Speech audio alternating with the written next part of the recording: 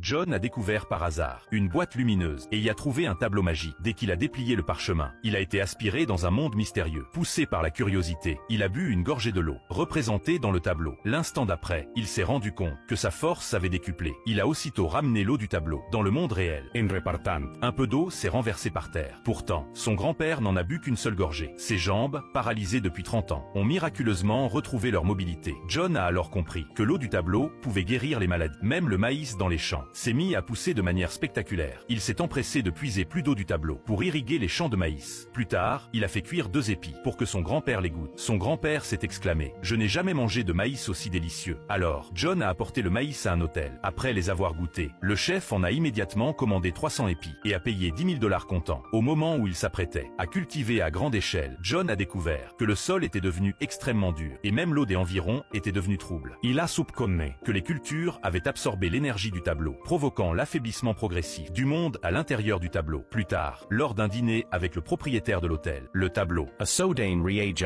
au pendentif en jade d'Anna, John a complimenté le pendentif, le trouvant magnifique. À sa grande surprise, Anna le lui a offert sur le champ. Au moment de se séparer, John a remarque que l'éclat du pendentif s'estompait. Il s'est avéré que le tableau avait absorbé son énergie, ravivant la scène à l'intérieur. Immédiatement, John s'est précipité dans une bijouterie et a acheté 2 pierres de jade. effectivement.